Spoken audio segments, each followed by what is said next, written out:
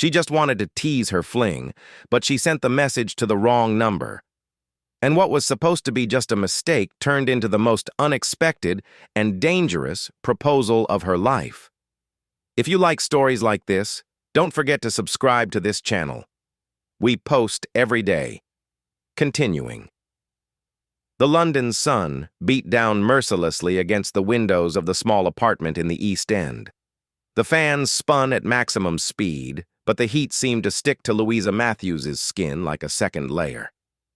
At 27, she shared that cramped space with Camilla, her best friend since their public school days. The thin walls silently bore witness to the organized chaos of their lives. Bills piled on the American-style kitchen counter, her department store uniform hanging behind the door, and an infinity of dreams too big to fit into those 45 square meters. "My God, Lou!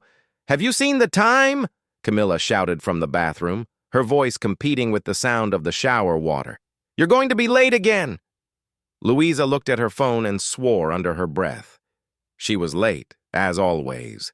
She picked up the device and quickly began typing a message to Raphael, the guy she had met at the nightclub over the weekend. The night had been good, loud music, a few drinks, and intense kisses exchanged on the dance floor. He had asked for her number and promised a second date. "If I get off early today, we could pick up where we left off on Saturday," she typed, biting her lower lip, feeling that mix of anxiety and excitement. She was tired of romances that started and ended on the same night, but something about Raphael seemed different. Maybe it was just the desperation of someone suffocating in debt and responsibilities, looking for a little fresh air. With hurried fingers and eyes still blurry from sleep, Louisa didn't notice that when selecting the contact, she had clicked on R. Sterling Accountant instead of Raphael Nightclub. She sent the message and tossed her phone into her bag, rushing to get dressed. In the penthouse office suite of a corporate building in Canary Wharf, Richard Sterling observed the city through the glass walls of his office. At 35, he commanded one of the most successful accounting firms in the country. The environment around him was minimalist, almost clinical, shades of gray, black, and white, without a single personal photo or decorative item that revealed anything about the man behind the empire. The meeting with foreign investors followed the planned script. Precise numbers, ascending graphs, calculated expressions of confidence. Richard mastered that corporate dance like breathing. His bespoke Italian suit and the Swiss watch on his wrist completed the image of perfection he had meticulously built over the years. "Gentlemen, as you can see, our projection for the next quarter—" The discreet vibration of his phone in the inner pocket of his jacket interrupted his train of thought. Normally, he would ignore any message during a meeting of that caliber, but something, perhaps the boredom of that predictable conversation, made him excuse himself and quickly check. The message he found was nothing he could have anticipated. His face, always composed, remained impassive, but something in his dark eyes shifted for an instant. This was, without a doubt, a message intended for someone else. Something provocative, intimate, destined for someone named Raphael. Richard hesitated. The normal reaction would be to ignore, delete, forget. But there was something in the spontaneity of that mistake that stirred something within him, an impulse that did not align with his methodical personality. "I'm afraid you've made a mistake. I am not the Raphael you are referring to," he typed, with the precision of someone signing a £1 million contract. At the department store in the shopping center, Louisa was attending to a demanding customer when she felt her phone vibrate. She waited for the lady to move away to check, imagining it would be Raphael's reply. When she read the message, her face burned with embarrassment. She had sent a suggestive message to a stranger. Worse still, to an accountant. Probably some professional she had consulted months ago when she tried to organize her chaotic finances. "I apologize for the misunderstanding. Message sent by mistake," she replied quickly, wanting to end the awkward situation. The response came almost instantly. Misunderstandings sometimes lead to interesting paths. Don't worry. Louisa frowned, surprised by the almost flirtatious tone from an accountant. Curiosity overcame embarrassment. Interesting paths? I don't think you quite understood the nature of the message I accidentally sent. In his office, Richard observed the reply with a discreet smile. The meeting had ended, and now he had a few minutes before his next appointment. That small interruption had broken the monotony of his perfectly orchestrated day. I understood perfectly. You were referring to a meeting with intimate connotations with someone named Raphael. What intrigues me is that you didn't delete my contact after our presumed previous professional interaction. Louisa bit her lip. How did he know they had interacted before? She didn't remember any accountant named R. Sterling, but her work at the store prevented her from continuing that strange conversation. She put her phone away and returned to the exhausting routine of forced smiles and commissions that barely paid the bills. Only at the end of her shift, already on the crowded bus taking her back home, did she reply, "Actually, I have no idea who you are or how your contact is in my phone. Maybe it was someone's recommendation to sort out my disastrous financial life, but we've never met." Across the city, Richard looked out the window of his Porsche as his driver took him home. The message from the unknown woman made him reflect. It was curious how, after building an empire, he still felt intrigued by small breaks in routine like this one. That makes our mistake even more interesting. A random error connecting us. Have you considered that perhaps it's not a mistake, but what some would call destiny? Upon reading the message, Louisa let out a sarcastic laugh, attracting the attention of other tired public transport passengers. A romantic millionaire? That was new. Destiny, please. Destiny is me working 10 hours a day for minimum wage while my debts only grow. The mistake was me replying to this message and continuing this meaningless conversation. Richard received the message already in his duplex penthouse apartment overlooking Hyde Park. He took a sip of whiskey as he contemplated the reply. There was something in the raw sincerity of that woman that intrigued him. No filter, no pretense. In his world, people measured every word, calculated every reaction. Here, there was an authenticity he hadn't encountered in a long time. Sincerity is a rare asset. Perhaps we can turn this mistake into something mutually beneficial. A dinner, without commitments or expectations, just a conversation between two strangers. Louisa read the message while microwaving leftover food from the day before. Camilla was already asleep, exhausted after her double shift as a waitress. The silent apartment amplified the weight of the overdue bills on the table. Let me guess, you're a successful man offering dinner to a stranger who accidentally sent a provocative message. Doesn't this sound like the beginning of a suspense movie where the naive protagonist ends up dismembered? Richard's reply came accompanied by something he rarely experienced, a genuine laugh. Your caution is prudent, but unnecessary. Presidential suite at the Shard Hotel, tomorrow at 8 p.m., private dinner, safe environment, no expectations beyond conversation. I can send a driver to pick you up. And to demonstrate that I value your time, $15,000 for 3 hours of your company, just conversation. The phone almost slipped from Louisa's hands. £15,000? For 3 hours? It was more than she earned in several months. Her mind immediately calculated everything she could solve with that amount. The overdue rent, her mother's treatment that the NHS didn't cover, the credit card installments that were suffocating her. Is this some kind of sick joke? Or are you confusing me with a high-class escort? The reply came immediately. Not at all. I am proposing a fair exchange. Your time and your sincerity for money and a different experience. No physical contact if it's not of interest to you. Just a real conversation. Something that has become surprisingly rare in my social circle. Louisa stared at her phone screen for long minutes. This was crazy. Meeting a stranger in a luxury hotel for money? But on the other hand, it was just a conversation, in a public, safe place, and that amount would solve so many problems. "How do I know you're not a psychopath?" she typed, feeling her heart race. "Search for Richard Sterling, CEO of Sterling Consulting Group. Any professional platform or economic report will have enough information to confirm my identity." Louisa quickly searched the name on Google. The images that appeared showed a tall man with perfectly styled dark hair, a defined jawline, and piercing eyes. Reports on his meteoric rise in the corporate world, interviews in business magazines, participation in charity events. He was real, and he was exactly the kind of man she would never encounter in her normal life.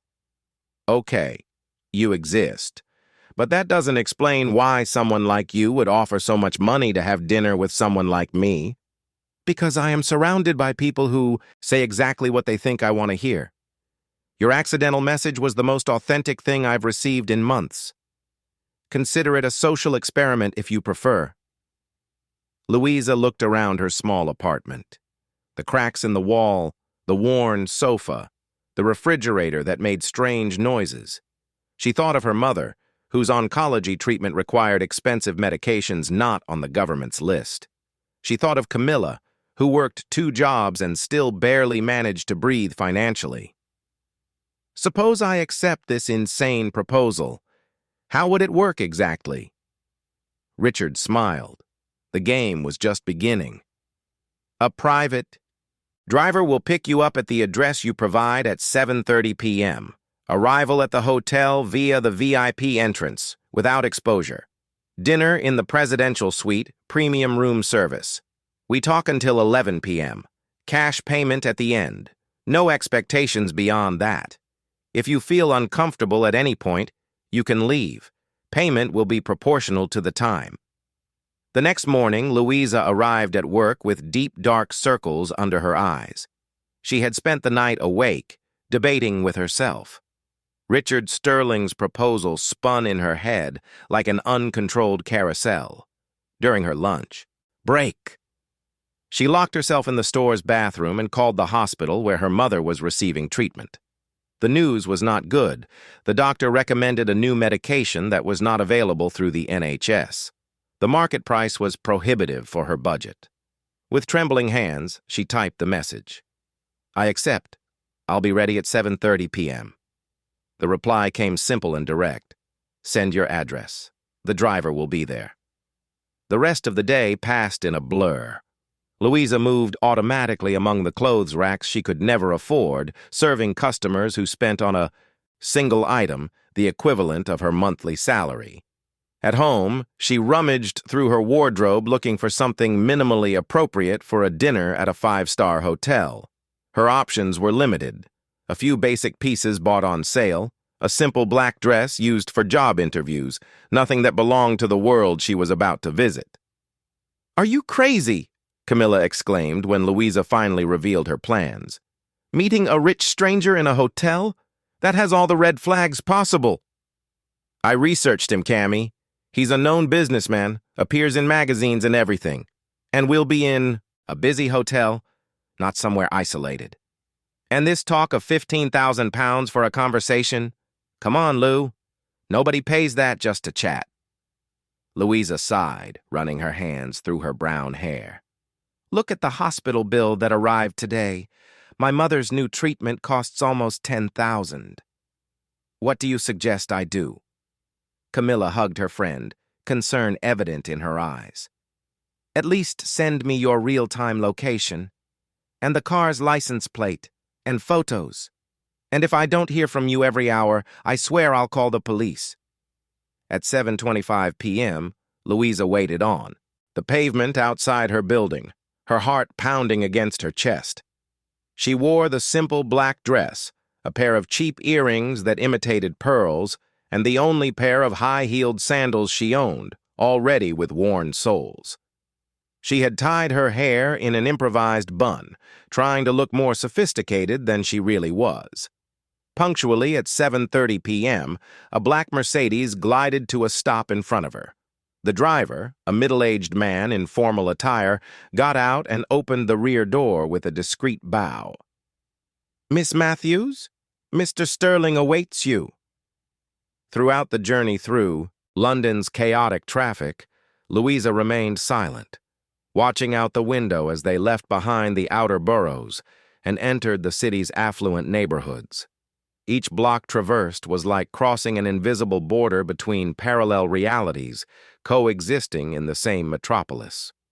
The Shard Hotel, with its semicircular architecture resembling a ship's hull, loomed large in the landscape.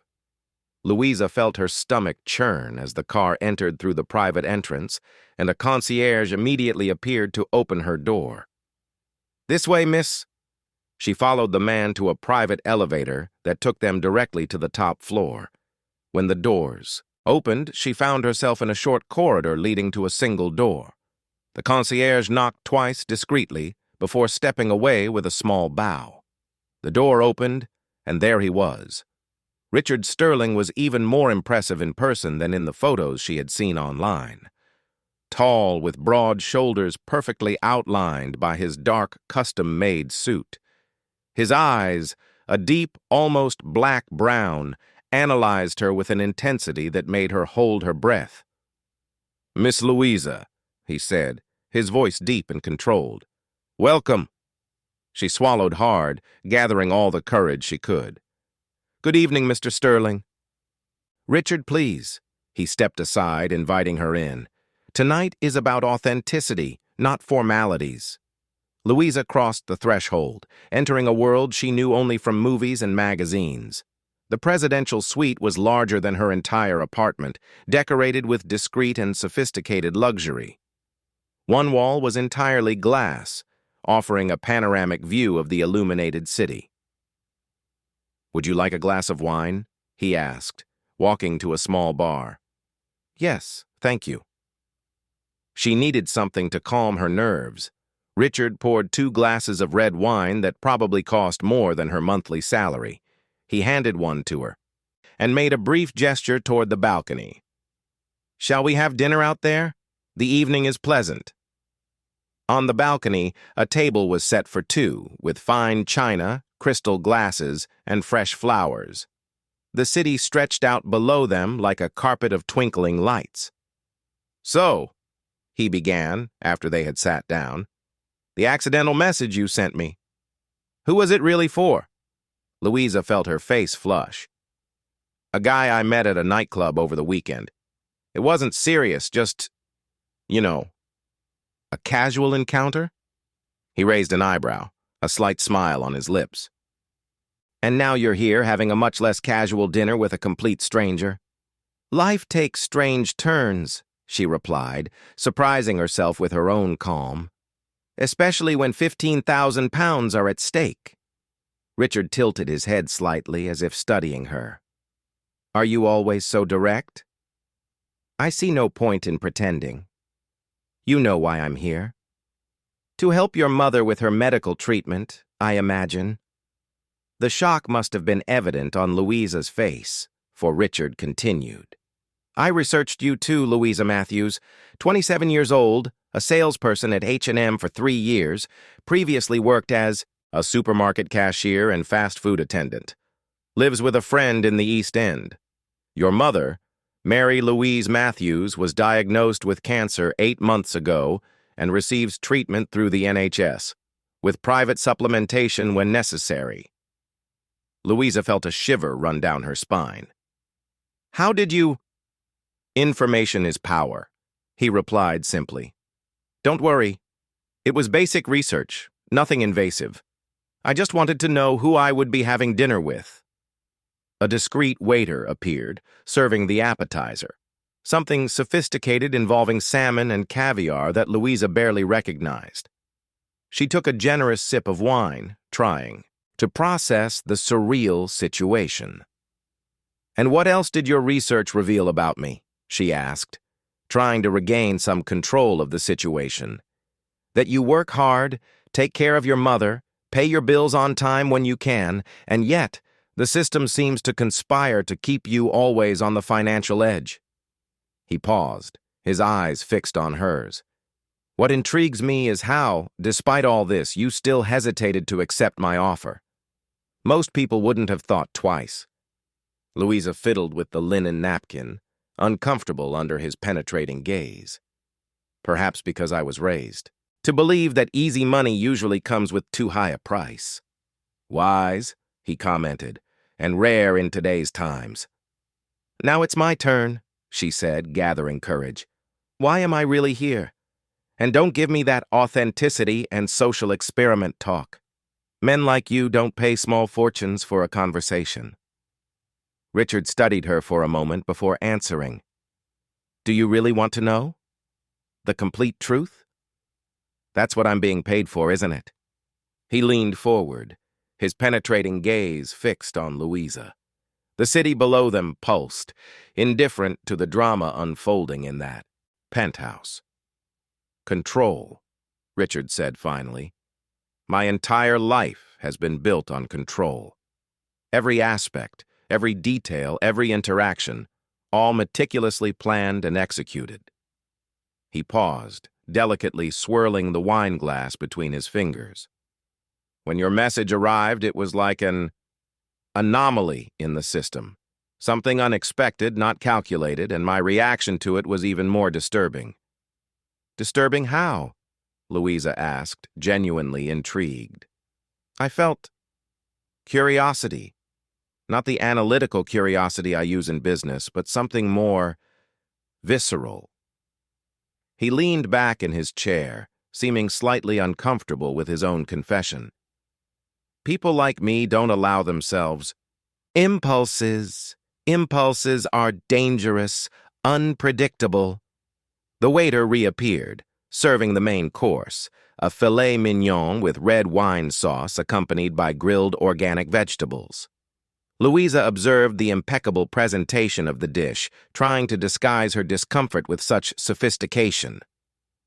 "So I'm here because I represent an impulse?" she asked after the waiter had left. "You are here because for some reason I don't yet fully understand. I want to know who the woman behind that accidental message is." Richard cut a piece of meat with surgical precision. "I want to understand what led you to accept my invitation, despite the obvious red flags your friend certainly pointed out." Louisa couldn't help a nervous laugh. "You researched my friend Camilla, too?" "It wasn't necessary. It's the logical course of action for any concerned friend." He took a sip of wine. "She's right, by the way. Agreeing to meet a stranger in a luxury hotel for money is not exactly the safest behavior. Life isn't safe for people like me, with or without mysterious encounters," Louisa replied, cutting a piece of meat. The flavor exploded in her mouth. She had never tasted anything so delicious. "When you always live on a tightrope, calculated risks are part of survival." Richard observed her with growing interest. "Elaborate, please." Louisa hesitated only for an instant before deciding that if she was already there, she might as well be honest. After all, it was her authenticity she was selling. "Every day I wake up at 5 in the morning, take 3 public transport connections to get to work, stand for 10 hours serving people who spend on a single blouse the equivalent of my weekly salary. I come home, take care of my mother's hospital paperwork, calculate which debt is less urgent, and can wait another month." She paused to take a sip of wine. "In my world, Richard, security is a luxury. An encounter with a mysterious millionaire? It's just another day in a precarious life." The silence that followed was heavy. Richard watched her with an expression Louisa couldn't quite decipher, something between fascination and discomfort. "Aren't you afraid of me?" he asked finally. "I am," she replied without hesitation. "But not in the way you imagine. I'm not afraid you're a psychopath or something. I'm afraid of what you represent." "And what do I represent?" "A system that allows people like you to offer £15,000 for a conversation while people like my mother can't afford life-saving medications." Louisa held his gaze firmly, surprising herself with her courage. "A world where I'm willing to be here now, because I don't have many other options. Richard carefully placed his cutlery on the plate, his face a mask of absolute control. For a moment, Louisa feared she had gone too far, had broken the fragile, implicit agreement of civility. But then something unexpected happened. He smiled. A small, almost imperceptible, but genuine smile. "Fascinating," he murmured. "Absolutely fascinating." "What?" she questioned, confused. "You're sitting in front of someone who could easily destroy your life with a few phone calls. And yet, you say exactly what you think." He shook his head slightly. "Do you know how many people do that in my presence? None. Absolutely none." The tension between them was almost palpable, charged with something undefinable. It wasn't just the social contrast or the strangeness of the situation. There was a connection forming there, improbable and disturbing for both of them. "What happened to your wife?" Louisa asked abruptly, noticing the clearer mark on Richard's left ring finger, where he had clearly worn a wedding band until recently. He raised his eyebrows slightly, surprised by her astute observation. "Divorce finalized 3 months ago. Claudia decided that 15 years were enough to realize she wasn't happy with me." "I'm sorry," Louisa said automatically. "Don't be. She was right." Richard shrugged with an indifference that didn't seem entirely convincing.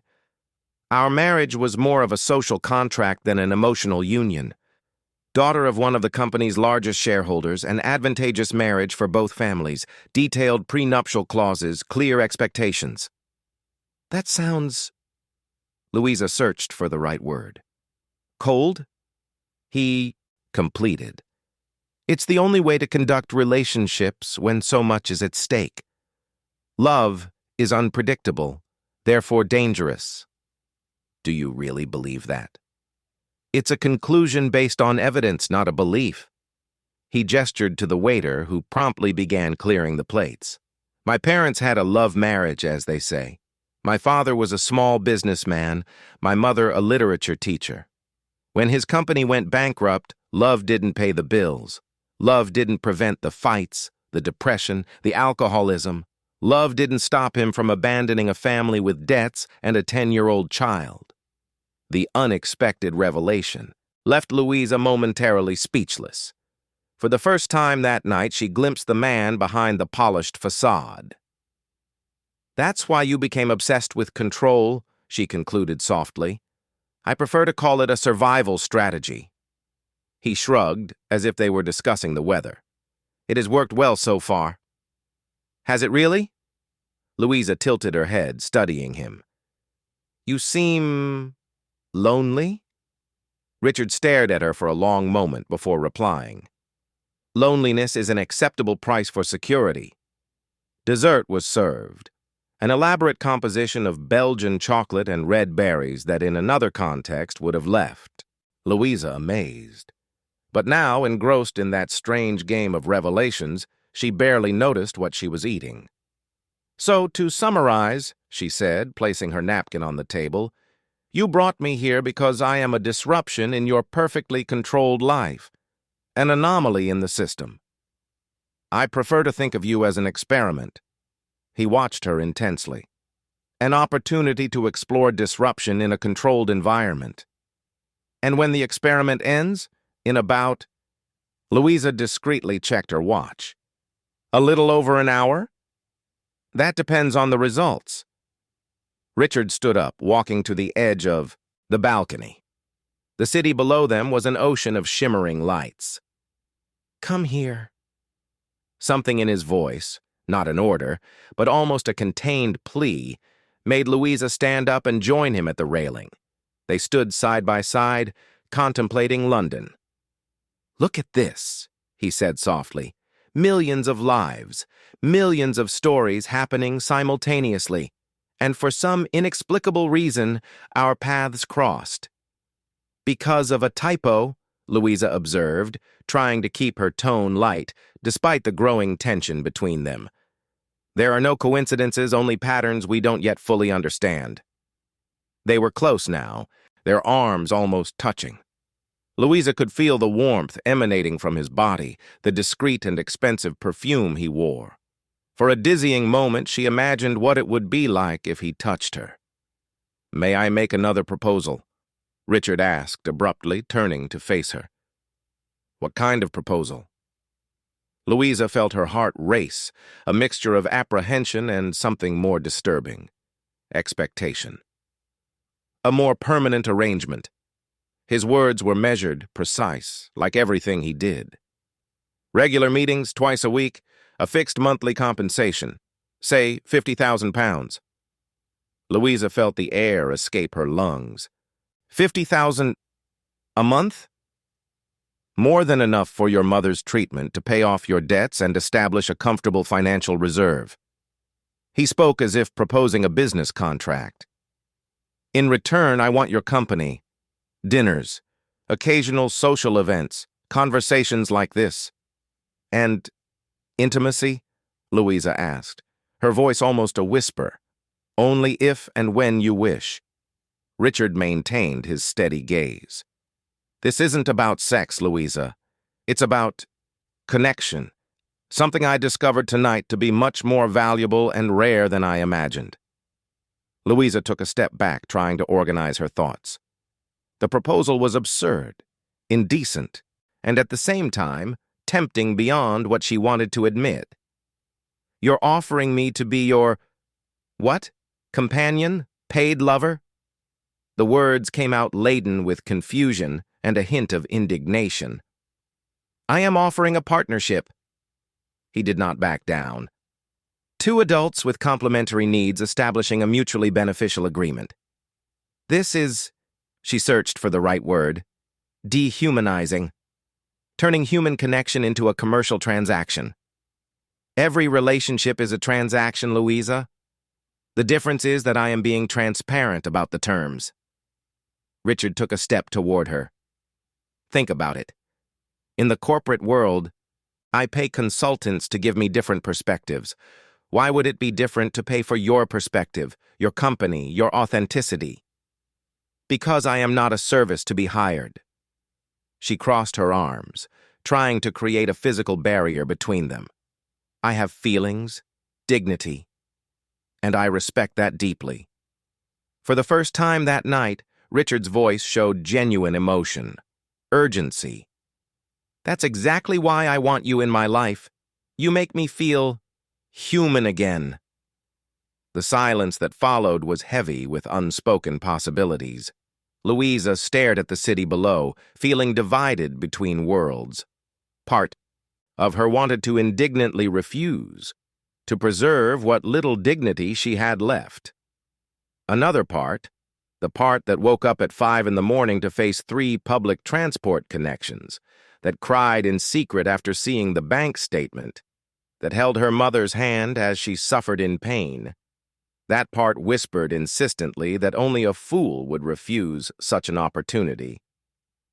"I need time to think," she finally replied. Richard nodded, respecting the space she created between them. Naturally, important decisions should not be made under pressure. He walked to a desk in the room, opened a drawer, and returned with an envelope. "Your 15,000, as agreed, and my personal card with my private number." Louisa accepted the envelope with slightly trembling hands. The weight of the money was unsettling. She had never held so much at once. "The driver is at your disposal whenever you wish to leave," he added. "I think it's time," she replied, suddenly anxious to escape that situation, that temptation, that man who stirred her senses in ways she didn't want to admit. Richard merely nodded, maintaining a respectful distance as he escorted her to the door. "I await your answer without pressure." In the private elevator, alone with her thoughts, Louisa allowed herself to breathe deeply for the first time in hours. Her head was spinning, not just from the expensive wine, but from the surreal proposal she had just received. 50,000 a month, financial freedom, her mother's health, but also an unwritten contract, undeclared expectations, a life in the shadow of a powerful man. In the luxurious car taking her back to her reality, Louisa opened the envelope, discreetly counting the notes. Everything was there, as promised. Along with the money, Richard's personal card, minimalist, with only his name and a phone number. "Any other destination, miss?" the driver asked politely. Louisa hesitated for a moment. "Yes, please. St. Bartholomew's Hospital, West Smithfield." Although it was late at night, she needed to see her mother, to feel the firm ground of the reality she knew before considering any decision. Mary Louise was sleeping when Louisa quietly entered the hospital room. Even in sleep, the marks of the illness were evident on her thin, pale face. Louisa sat in the chair beside the bed, gently holding her mother's hand. "Daughter?" Mary Louise opened her eyes, her voice weak. "What are you doing here at this hour?" "I just wanted to see you, Mum." Louisa forced a smile. "How do you feel?" "Better now that you're here." The older woman weakly squeezed her daughter's hand. "But you should be resting. You have work early tomorrow." Louisa felt a lump form in her throat. Her mother, even weakened by illness, still worried more about her than about herself. "Mum, what if I told you I found a way to pay for the full treatment? The new medication Dr. Mark suggested, the physiotherapy sessions, everything?" Mary Louise frowned. "What way, daughter? You're not doing anything dangerous, are you?" The question hit Louisa like a physical blow. What exactly was she considering? Selling her company, her time, potentially her body to a man she barely knew? Was that dangerous, immoral, or just a practical solution to a desperate situation? "Of course not, Mom. It's just some extra work that came up." The lie came easily, perhaps because part of her wanted to believe it was just that, a job, a professional transaction. "You already work so much, my daughter?" Mary Louise sighed. "I don't want you to sacrifice your life for me." "It's not a sacrifice when it comes to you, Mum." Louisa kissed the forehead of the woman who had sacrificed everything to raise her alone after her father's premature death. "Now rest. We'll talk more tomorrow." Leaving the hospital, the night air of London hit her face as a reminder of the reality that awaited her. The driver was still patiently waiting. "Home now, please?" she asked, leaning back into the soft leather seat. Throughout the journey, Richard's card burned in her pocket like a dangerous promise, a ticket to a world that was not hers. 50,000 a month, financial freedom, her mother's health, but also an unwritten contract, undeclared expectations, a life in the shadow of a powerful man. When the car stopped in front of her modest building in the East End, the difference between the two worlds had never been so stark. On one side, the discreet luxury represented by the Mercedes, the polite driver, the envelope stuffed with money. On the other, the building with peeling paint, the dimly lit entrance, the everyday problems that awaited her. "Thank you," she said to the driver, who merely nodded respectfully. Camilla was awake, anxiously waiting in the small living room. She jumped up when Louisa entered. "My God, Lou, are you okay? What happened? Did he hurt you? Why weren't you answering my messages?" Louisa collapsed onto the worn sofa, physically and emotionally exhausted. "I'm fine, Cammy. I just needed to process everything." "So, how was it?" "Strange. Surreal." Louisa removed her tight shoes, massaging her sore feet. "He's different from what I imagined." "Different how? Less psychopath and more pervert?" Camilla sat beside her friend, her expression oscillating between concern and curiosity. "Neither one nor the other, actually." Louisa hesitated, unsure how much she should reveal. "He's controlled, cold in a way, but also there's something more there, something almost human?" Camilla suggested with a nervous laugh. Exactly. Louisa looked at her friend. And he made me a proposal. What kind of proposal? Camilla's voice took on a defensive tone. Louisa took a deep breath before replying. £50,000 a month to be his companion. Regular meetings, dinners, some events. Holy hell, Lou! Camilla's eyes widened. He wants you to be his permanent mistress? Not necessarily. He said intimacy would only happen if I wanted it. Louisa leaned her head back on the sofa, closing her eyes. It's crazy, isn't it? I should say no and move on with my life. Camilla was silent for a moment, a rare thing for her. How much does Mrs. Matthews's new treatment cost? Almost $10,000 a month besides the other hospital expenses. And how much do you earn at the store? You know very well. Minimum wage plus commissions when I'm lucky. Camilla sighed deeply. Look, Lou, I'm your friend. I should say this is crazy, that you deserve more, that you should tell this guy to go to hell. She paused, holding her friend's hands. But I'm also realistic. I saw you crying in secret after seeing the hospital bills. I saw you sell your few family jewels to buy medicines, and now this guy appears offering a way out. A way out, that means selling myself. Louisa's voice was a whisper. Everyone sells themselves in some way, my friend. Camilla shrugged. I sell myself every day serving drinks to idiotic businessmen who treat me like an object. You sell yourself at the store, putting up with snobby customers. The difference is the price. Louisa stood up abruptly, walking to the window. Outside, the outskirts of London slept uneasily, a world of struggle and survival she knew so well. Somewhere on the horizon, the skyscrapers of the financial center gleamed like distant promises. What if I lose myself in this process? She asked, more to herself than to her friend. You're the most grounded person I know, Lou.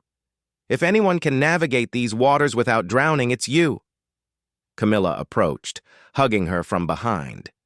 But whatever your decision, I'll be here. Always.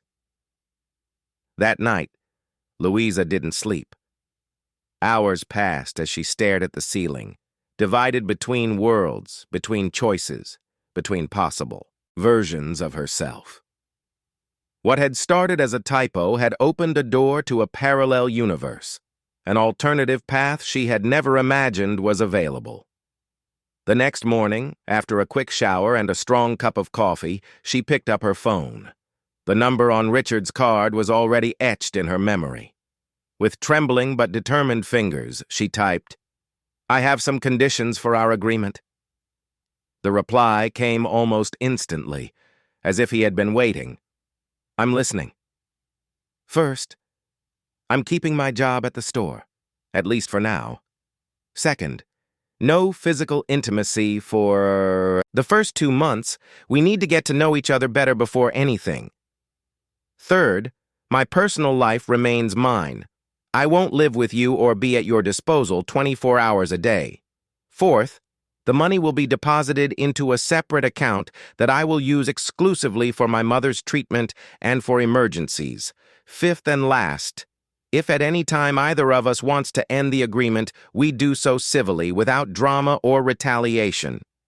Louisa reread the message 3 times before sending it. Every word had been carefully chosen, balancing assertiveness and diplomacy. Part of her hoped Richard would refuse, that he would point out how she was not in a position to make demands that would make her decision easier. But the reply that came was different. Conditions accepted with one addition. I would like you to accompany me to a charity event next Saturday. Important for my business. I will send a stylist to your apartment tomorrow to arrange a suitable dress. Driver at 7 p.m. Acceptable? Louisa felt her stomach drop. A charity event. Rich, influential people. A world she wasn't prepared for. I don't know if I'm ready for a public event so soon, she replied honestly. Understandable. But that's precisely why I suggest we start this way. A controlled environment with clear protocol. You just need to smile and stand by my side. Nothing more. The next message came quickly. Besides, the event is in benefit of children with cancer. The organizing hospital is a partner of the clinic where your mother is receiving treatment. That caught her by surprise. How did he know where her mother was receiving treatment? How far did his research on her go?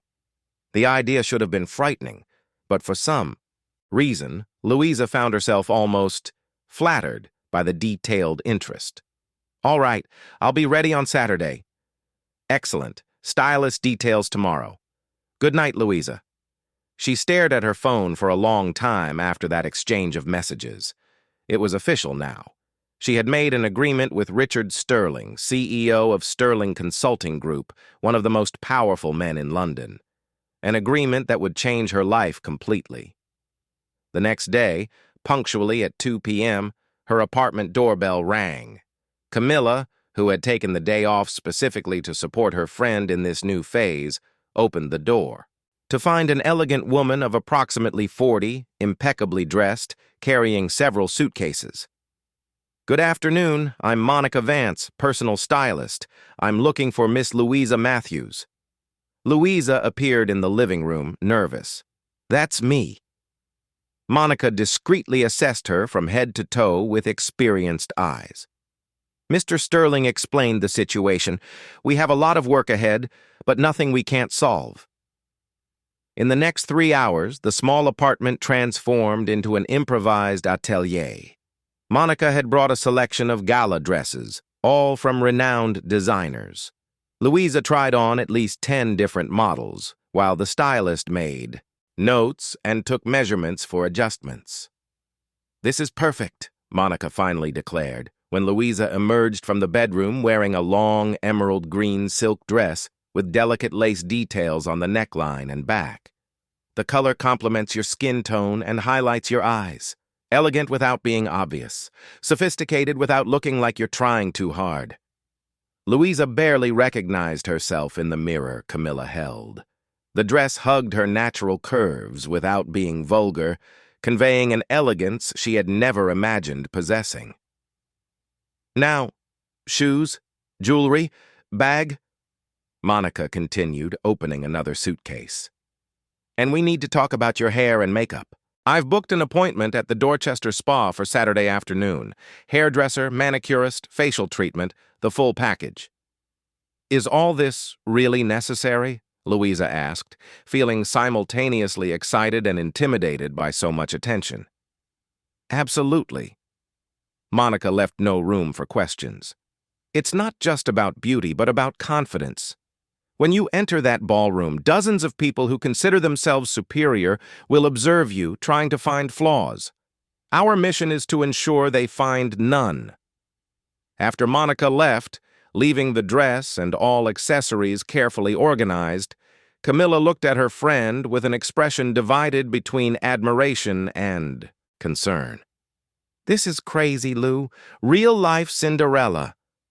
Except without the guaranteed happy ending, Louisa replied, carefully putting the dress away in the wardrobe. And with a much less romantic agreement. Saturday arrived faster than Louisa expected. The hours at the luxury spa passed like a hazy dream. People taking care of every inch of her body, transforming her hair, her nails, her skin. It was strange to be the center of so much attention, to have people focused exclusively on making her look the best possible version of herself. When the last touch of makeup was applied and she could finally look at herself in the mirror, the transformation was undeniable. It wasn't just the look. Something in her posture had changed. A new confidence emerged, still fragile, but present. The driver arrived punctually at 7 p.m. Louisa said goodbye to Camilla, who couldn't stop taking photos with her phone. It looks like I'm sending my daughter to prom, her friend joked, her eyes teary. Promise you'll text me during the night? I promise, Louisa replied, hugging her. And don't worry, it's just an event. I'll be home before midnight. All right, Cinderella. Just don't lose your shoe. The luxurious car, Louisa tried to control her growing anxiety. 1,000 scenarios ran through her head. What if she said something wrong? What if she tripped? What if everyone immediately realized she didn't belong in that world? The vehicle stopped in front of the Langham Hotel in central London. A concierge opened the door for her, and Louisa felt all her insecurities return with full force as she saw the illuminated entrance, the luxury cars arriving, the women in expensive dresses, the photographers capturing every arrival. "Mr. Sterling asked me to inform you that he will meet you in the lobby," the driver said politely. Louisa took a deep breath and walked toward the entrance, trying to remember all the tips Monica had given her about posture and movement. The hotel's main hall was stunning: crystal chandeliers, elaborate floral arrangements, waiters circulating with champagne flutes. And then she saw him. Richard stood near a marble column, talking to two men in suits. Even among clearly important people, he stood out. There was an aura of natural authority emanating from him, something that went beyond expensive clothes or impeccable posture. When their eyes met across the hall, something strange happened. The world around seemed to slow down. Sounds diminished, and for a fleeting moment, it was just the two of them in that immense space. Louisa saw something change in his gaze: surprise, admiration, and something more, something she couldn't name. Richard excused himself from the men he was talking to and walked toward her. Each step he took toward her made Louisa's heart beat a little faster. "You look stunning," he said when he finally stood before her, his voice lower and huskier than usual. "Thank you," Louisa replied, feeling her face flush. "It's all thanks to your transformation team." "Not at all." Richard offered her his arm, an elegant and old-fashioned gesture. "They merely enhanced what was already there." Louisa accepted the offered arm, feeling the firmness of the muscles beneath the perfectly tailored suit. The warmth of the contact, even through the layers of fabric, sent an unexpected shiver down her spine. "Nervous?" he asked discreetly as he guided her through the hall. Terrified would be a more accurate description. Richard leaned in slightly, speaking close to her ear. "You don't need to be.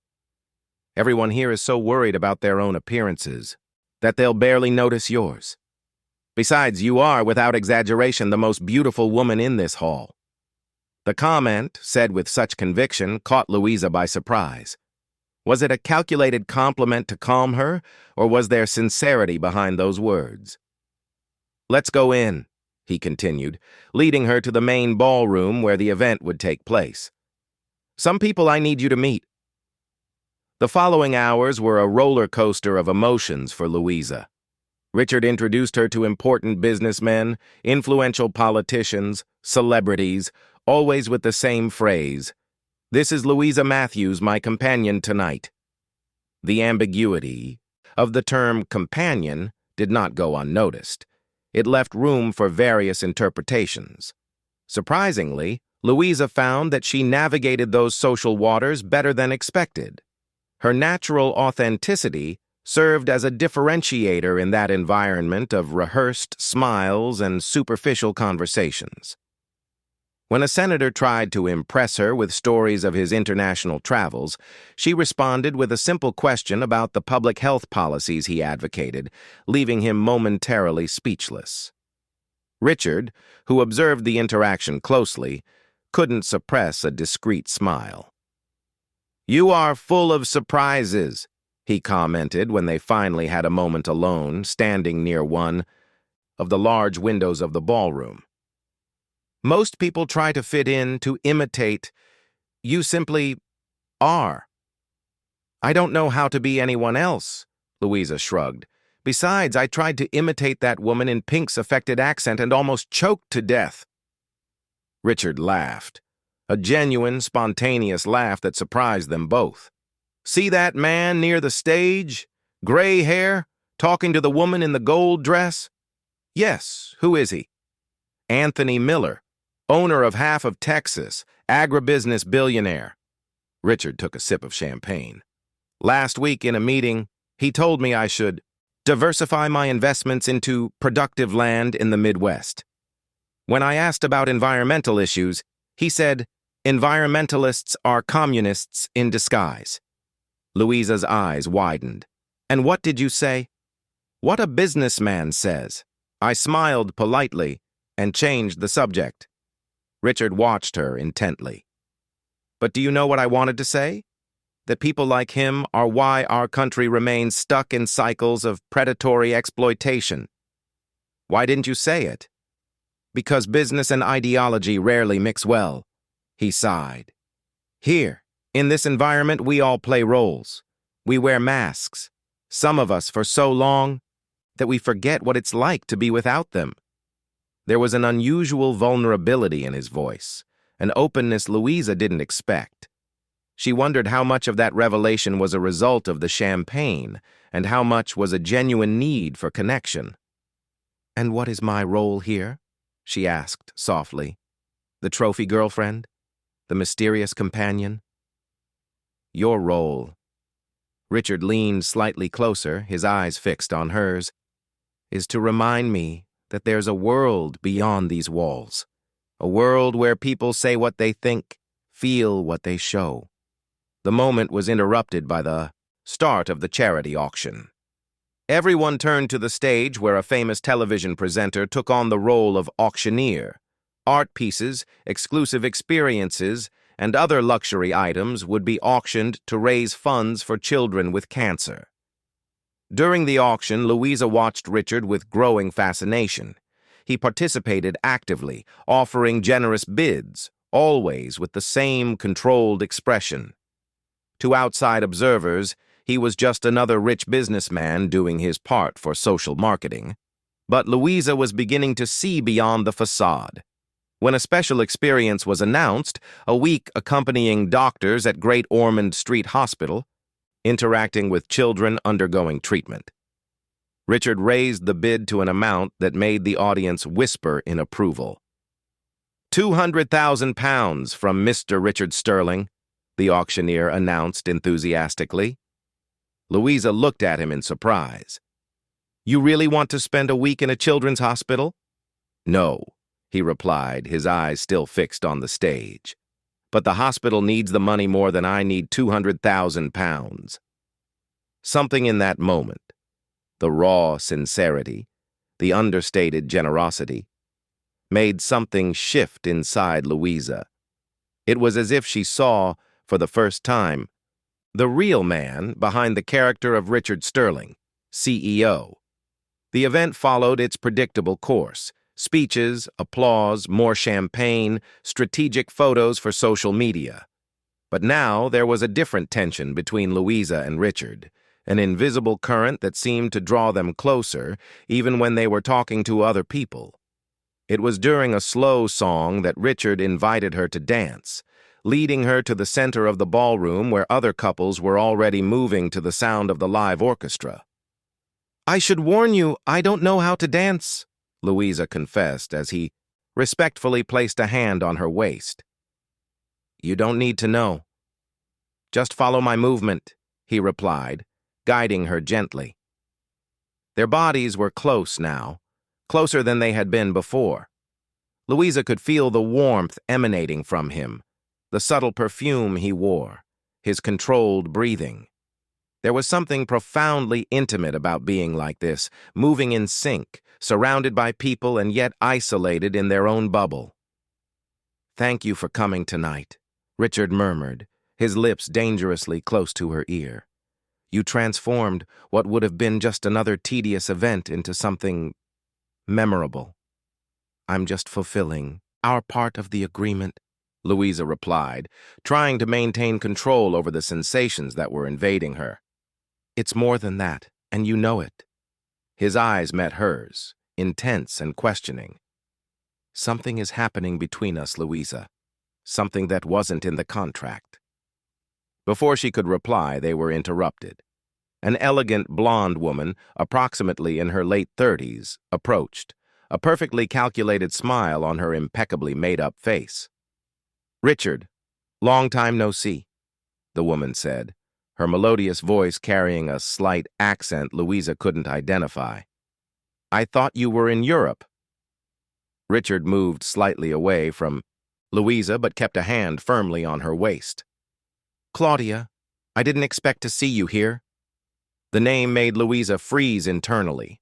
Claudia, the ex-wife, the woman who had shared 15 years of Richard's life. "I returned last week. Daddy insisted I attend the event. Corporate image issues, you understand." Claudia finally directed her gaze to Louisa, quickly assessing her from head to toe. "And aren't you going to introduce me to your friend?" "Of course. Louisa Matthews. This is Claudia Montgomery." Richard made the introductions with studied neutrality. Charmed, Claudia offered her perfectly manicured hand. "And how did you two meet?" The question, seemingly innocent, carried a subtext that did not escape Louisa. It was a test, a way to establish territory, to confirm her suspicions about the nature of their relationship. "In a rather unusual way, actually," Louisa replied before Richard could intervene. "A typo brought us together." Claudia raised a perfect eyebrow. "Fascinating. And what do you do, dear?" "I'm a salesperson in a department store," Louisa replied honestly, observing the other woman's reaction.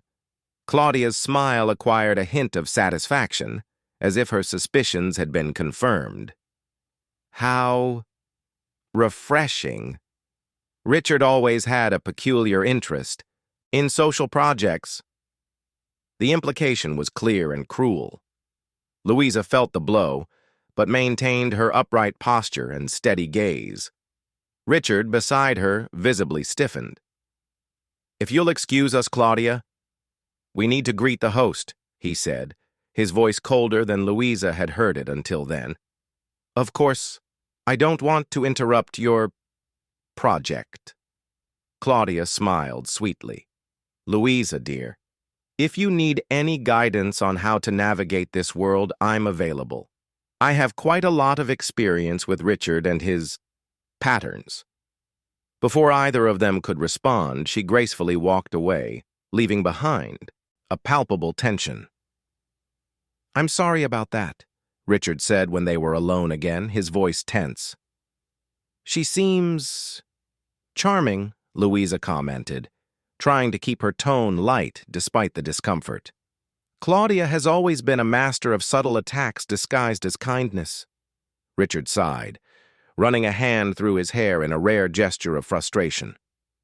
"Do you want to leave?" Louisa considered the offer for a moment. It would be easier to flee, to avoid that confrontation, that world that clearly saw her as an intruder. But something within her rebelled against that idea. "No," she replied firmly. "We won't give her that pleasure." A slow smile formed on Richard's lips. "You truly are surprising, Louisa Matthews." They remained at the event, now with renewed determination. Richard kept her close, his hand occasionally touching the small of her back, a gesture that was simultaneously protective and possessive. To any observer, they looked like a couple, and perhaps, Louisa realized with a mix of alarm and excitement, they were slowly becoming something like that. The decisive moment of the night came later, when Louisa went to use the ladies' room. As she finished reapplying her lipstick, she noticed Claudia entering, her elegant reflection appearing in the mirror.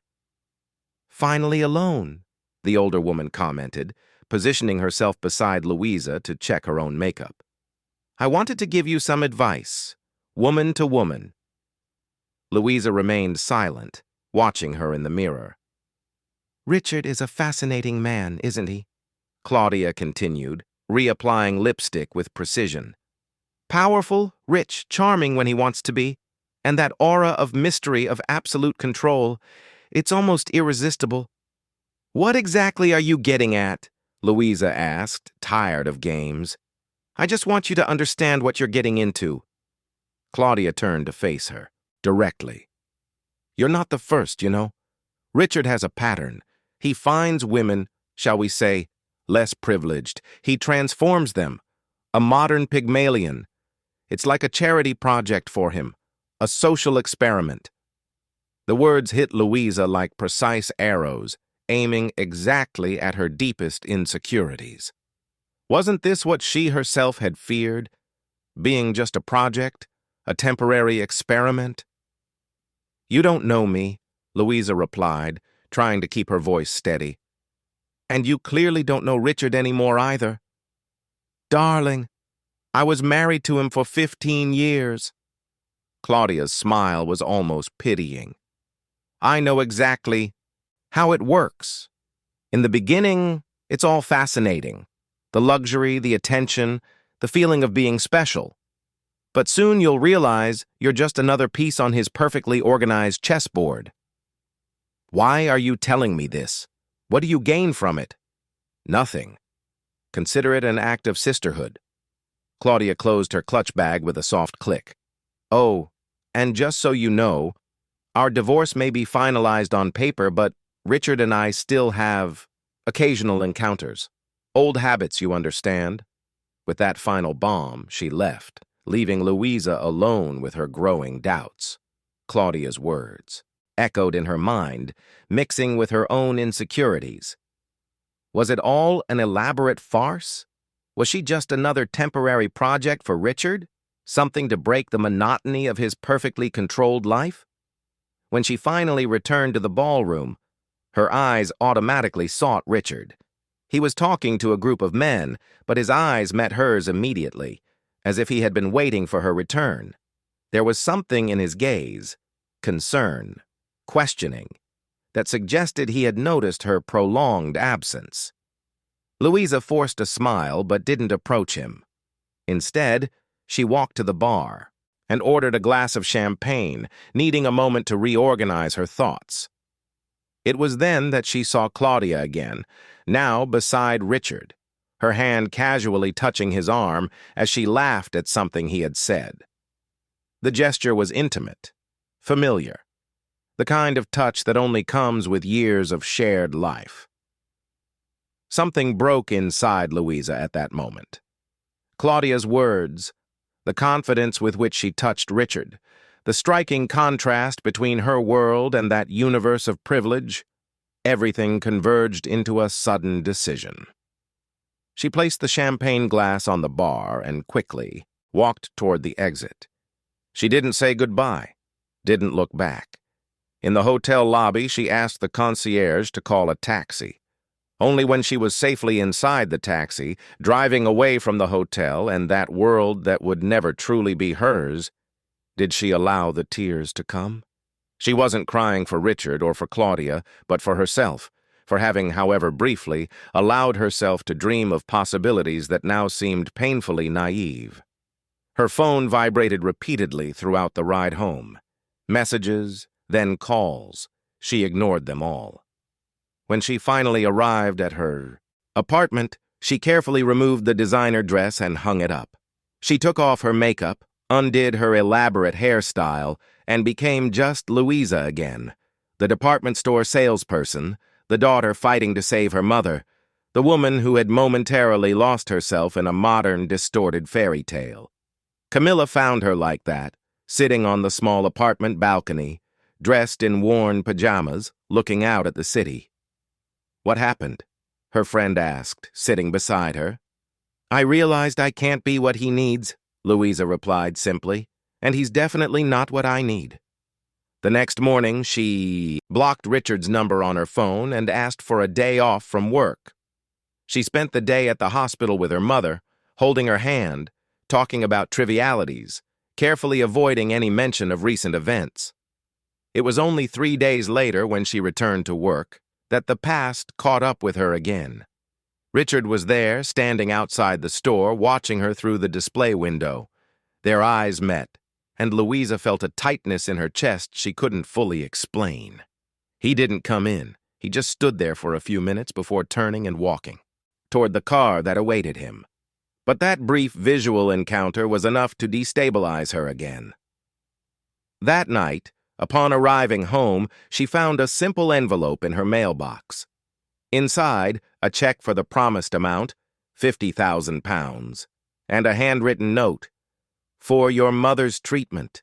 No commitments, no expectations. Only because I promised, and I never break my promises. There was no signature, but it wasn't necessary. Louisa stared at the check for long minutes, torn between pride and practical necessity. Finally, she made her decision. The next day, she deposited the amount into a separate account, exclusively for Mary Louise's treatment. It was the right thing to do. Not for her, but for her mother. The following weeks passed in a seemingly normal routine. Work at the store, hospital visits, restless nights in her small apartment. But beneath the surface of normality, something had fundamentally changed.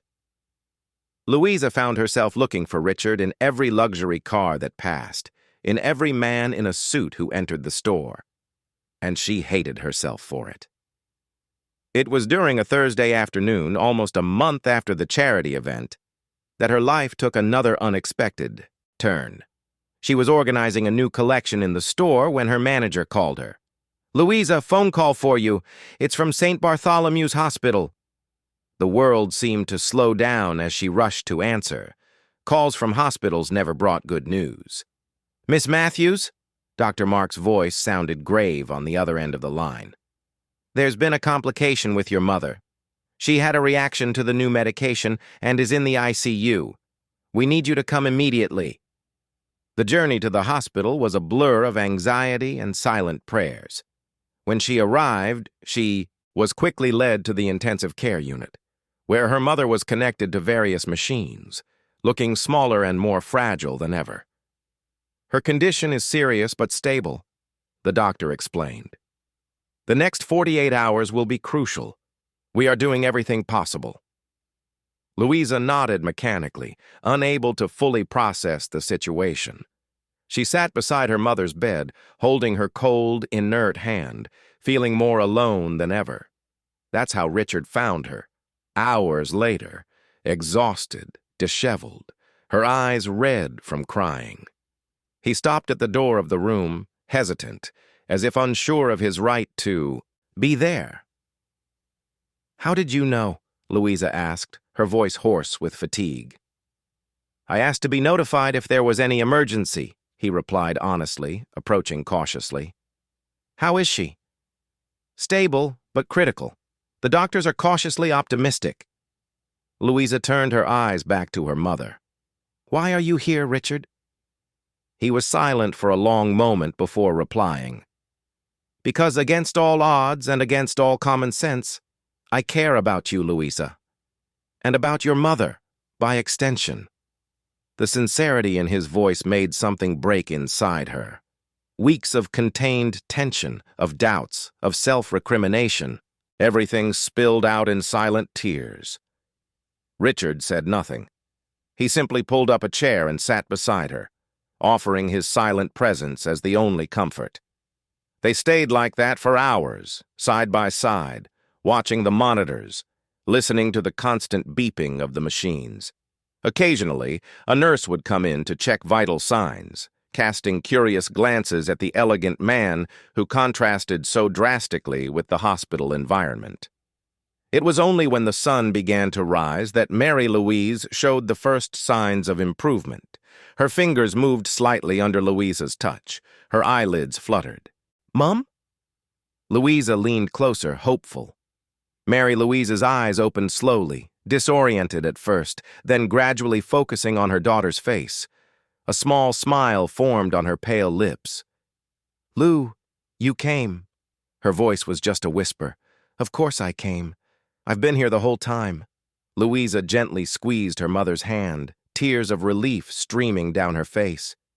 It was then that Mary Louise noticed Richard, sitting discreetly beside her daughter. "And who is—" Louisa hesitated, unsure how to introduce him. After all, what was Richard to her now? "I'm Richard Sterling, madam," he replied softly, leaning forward. "A friend of your daughter." "He's been sending you flowers every week," Louisa revealed, surprising herself with the confession. "Those white lily arrangements you like so much." Mary Louise smiled, her tired eyes moving between the two. "Thank you for the flowers. They're beautiful." "The pleasure is mine," Richard replied with a gentleness Louisa had rarely seen in him. The doctor arrived shortly after, bringing encouraging news. The worst had passed. Vital signs were normalizing. Recovery would be slow but promising. When they finally left the room to make way for medical procedures, Richard and Louisa found themselves alone in the silent hospital corridor. "We need to talk," he said simply. "Yes, we do." Louisa sighed deeply. "But not here, not now. I'm exhausted." "I understand." Richard seemed genuinely concerned. "Can I take you home? You need to rest." The offer was tempting. The idea of facing public transport in that state of exhaustion was daunting, but something still prevented her from fully accepting. "Before we go, I need to know one thing," she said, looking at him directly. "You and Claudia, do you still have encounters?" The question clearly caught him by surprise. "Pardon?" "She told me that night at the hotel, that you still meet occasionally, despite the divorce." Understanding slowly dawned on Richard's face, followed by something that seemed like genuine indignation. "So that's what she told you. That's why you left without saying goodbye." "Answer the question, Richard." "No, Louisa. I do not have encounters with my ex-wife." His voice was firm, leaving no room for doubt. "Our relationship now is strictly professional. She still represents her father's interests on the company's board. Nothing more." Louisa studied his face, looking for signs of deceit, but found only weary sincerity. Why would she say that? Then, because Claudia has always been extremely territorial, even with things she no longer wants. Richard ran a hand through his hair, a rare gesture of frustration. "And because, I believe, she saw something in the way I looked at you, something she never saw when looking at her." The confession hung between them, laden with unspoken implications. "And how do you look at me?" Louisa asked, her voice almost a whisper. Richard took a step toward her, closing the distance between them. "Like someone who has finally seen the one thing all the money in the world cannot buy." "And what would that be?" "Authenticity. Real connection." He hesitated before adding, "The possibility of something that cannot be controlled or predicted on a spreadsheet." Louisa felt her heart race. Was this real? Or just another elaborate game, another manipulation? "How can I trust you?" she asked honestly. "How can I know I'm not just a project, a social experiment as Claudia suggested?" "You can't know for sure," Richard replied, the raw honesty in his voice surprising her. "Just as I can't know if you're here for the money, for the security I can offer. Trust is a risk, Louisa, the biggest risk of all." It was a response she didn't expect. No empty promises, no grand vows, just the naked truth. "So what do you suggest?" "I suggest we start over. No contracts, no payments, no predefined expectations." He extended his hand to her. Just two people discovering if there's something real between them. Louisa looked at the outstretched hand, aware that she was facing a choice that could change the course of her life. All her self-preservation instincts screamed to refuse, to protect herself from more disappointments, more pain. But something deeper, more insistent, urged her to take the risk. Slowly, she placed her hand in his. "Let's take it slow this time," she said softly. Richard's smile, genuine, vulnerable, almost shy, was like the sunrise after an endless night of storm. "All the time you need." 3 months later, on a sunny Sunday afternoon, Louisa walked hand in hand with Richard through Hyde Park. Her mother, now recovered and responding well to treatment, sat on a nearby bench, chatting animatedly with Camilla. The months had brought significant changes. Louisa had left her job at the store to open her own boutique, a small, space in Chelsea that sold clothes from independent British designers. Richard had helped with the initial capital, but the vision and management were entirely hers. Their relationship had evolved slowly, organically, without pressure, without predefined expectations. They discovered, with growing surprise and delight, that they truly had a genuine connection, something that transcended social differences and the circumstances of their initial meeting. "What are you thinking about?" Richard asked, noticing her contemplative silence. "How strange life is," Louisa replied, smiling at him. "If I hadn't made that typo—" "It wasn't a mistake," he affirmed with conviction. "It was the universe conspiring in our favor." Louisa laughed, still surprised by this almost romantic side Richard revealed more and more frequently. "The powerful Richard Sterling believing in destiny? Who would have thought?" "You transformed me," he admitted, stopping to face her. "I lived in a world of controlled variables, predictable outcomes. You taught me that the best things in life are precisely those that we cannot predict or control." Louisa stood on tiptoe to kiss him softly. A simple kiss, but laden with promises for the future they were now building together. Not as boss and employee, not as rich and poor, but as equals, as partners. "Good thing there's no formula for happiness," she murmured against his lips. "Not even the great Richard Sterling could calculate it on one of his spreadsheets." "Some mysteries are best left as mysteries," he agreed, hugging her tighter.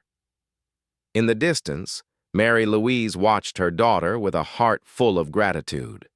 The path had been winding, unexpected, sometimes frightening. But seeing Louisa now, strong, independent, loved, she knew that everything had conspired for this moment.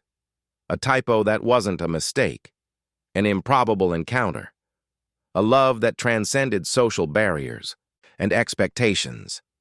And as the sun began to set over the park, painting the London sky with shades of orange and pink, the city seemed to celebrate with them, silent witness to a story that, like so many others in its bustling streets, had begun by chance and flourished against all odds.